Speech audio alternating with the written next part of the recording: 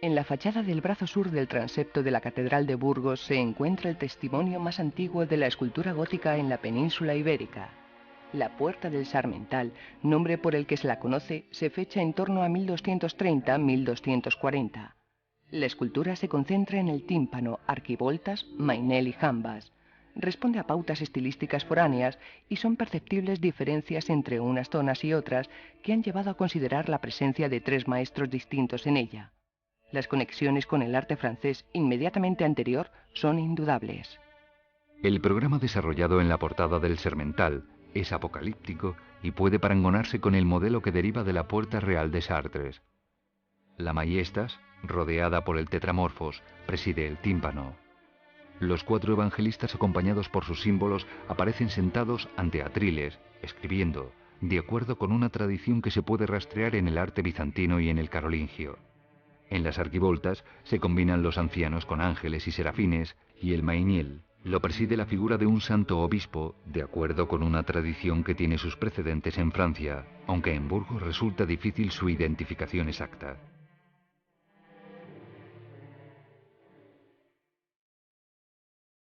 Los primeros trabajos escultóricos en Reims se realizaron hacia el 1215-1220. Se trata de un grupo de figuras situadas en la puerta sur de la fachada oeste, que derivan de las jambas del transepto norte de Chartres. Después, empezó a trabajar un taller que dependía formalmente de modelos romanos, tal y como se pone de manifiesto en la visitación realizada hacia 1230. La revuelta urbana que vivió la ciudad de Reims en 1233 motivó la paralización de los trabajos, que fueron retomados por un nuevo taller años más tarde. Estos nuevos maestros abandonaron las influencias romanas para realizar una escultura menos expresiva y figuras más severas, como se observa en la Virgen de la Anunciación o las figuras de la Presentación en el templo. La fachada oeste de Reims se inició hacia 1252 y en ella los tímpanos fueron sustituidos por vidrieras. Allí trabajó un tercer taller, en cuyas obras se manifiesta una importante evolución estilística, ya que sus personajes presentan una pronunciada curva en las caderas y un rostro especialmente sonriente, con unos plegados amplios, siendo la obra más representativa el Ángel de la Anunciación.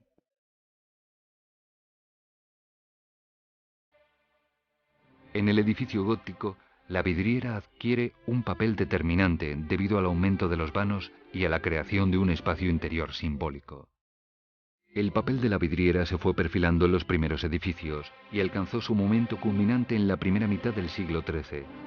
Por desgracia, la fragilidad del material que la forma ha provocado la desaparición de la mayoría de los programas iconográficos que adornaban los templos. Entre los ejemplares más atractivos del llamado estilo 1200, encontramos las escasas muestras llegadas desde la abadía de Saint-Denis.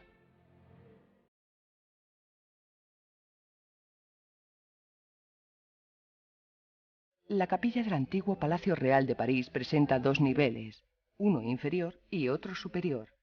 La zona superior se realizó entre 1243 y 1248, depositándose en su interior la caja con la corona de espinas de la Pasión de Cristo, por lo que la estructura del edificio obedece a un relicario, desde el programa iconográfico desarrollado en sus vidrieras hasta la propia tipología arquitectónica. El arquitecto que diseñó la capilla, Pierre de Montreuil, la concibió con una sola nave de esbeltas proporciones en la que destaca el importante papel otorgado a las vidrieras, que casi reemplazan totalmente al muro, descendiendo desde el techo hasta el suelo.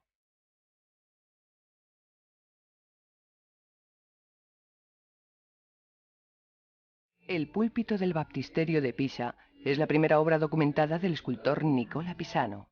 Desde el punto de vista formal, sus trabajos no parecen muy alejados de los planteamientos de Fra Guglielmo, pero su carácter innovador se patentiza en la transformación a que somete ciertas tipologías, como sucede en el caso del púlpito.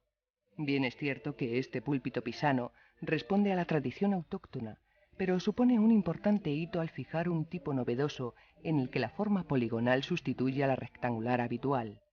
Algunos especialistas consideran que Nicola se inspiró en el sarcófago de Hipólito, fechado en el siglo II, para realizar algunas de las figuras del púlpito, especialmente los rostros, mientras que los ropajes se inspirarían en la escultura del norte de Europa.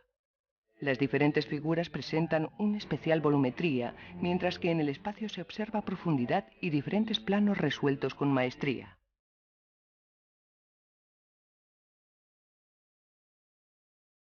Aún no ha acabado el siglo XIV, cuando Klaus Schluter se ocupa del Pozo de Moisés.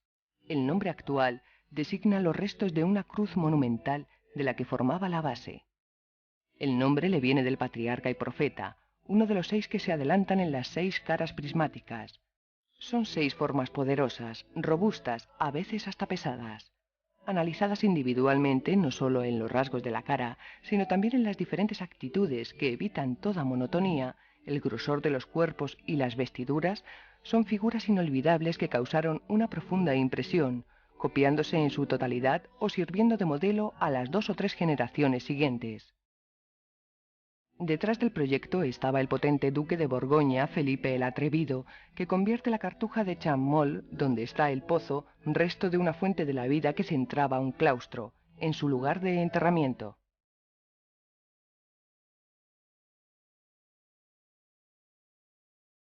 En modo alguno se puede hablar de la decadencia de la vidriera en el gótico tardío, aunque no se creen estructuras diáfanas comparables a las del siglo XIII.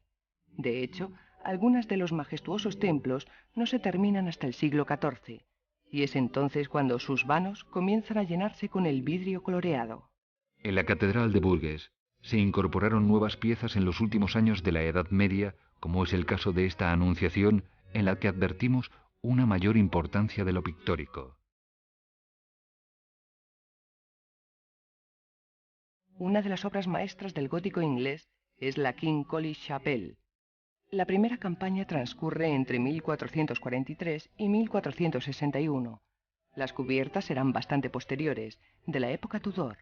También es entonces cuando se cubre con vidrieras que constituyen uno de los conjuntos más importantes hoy conservados en Inglaterra.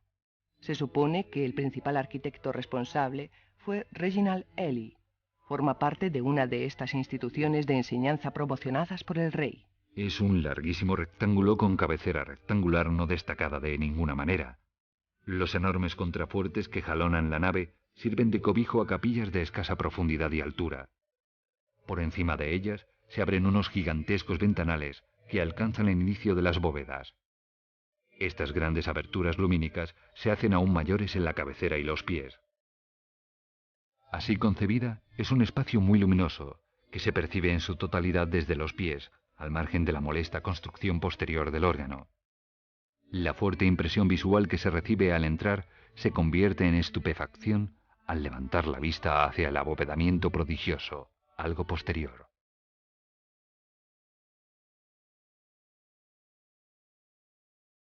Una de las obras maestras del tardogótico europeo es el retablo de la iglesia de San Wolfgang, realizado por el escultor Michel Pacher. Una inscripción aclara que se terminó en 1481.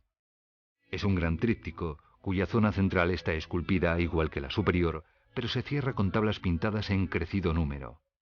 Solo la parte central del bancal se talla. Es, pues, obra mixta, con amplio desarrollo pictórico. La parte central, dedicada a la coronación, es de una complejidad inigualable. El amplio espacio se llena casi por completo con multitud de imágenes en las que la maestría técnica se ha convertido en exhibición, tanto cuando convenía como en aspectos sobreañadidos por voluntad personal. Hay un expresionismo de la forma en el modo de complicar los pliegues de las telas, ajeno a la serenidad de los rostros. El resultado es deslumbrante, pero requiere de un examen minucioso para entender cada detalle.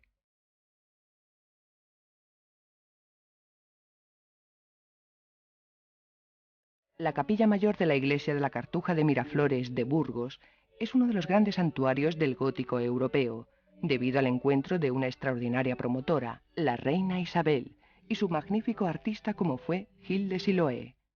El sepulcro de Juan II y su esposa Isabel de Portugal tiene planta de estrella.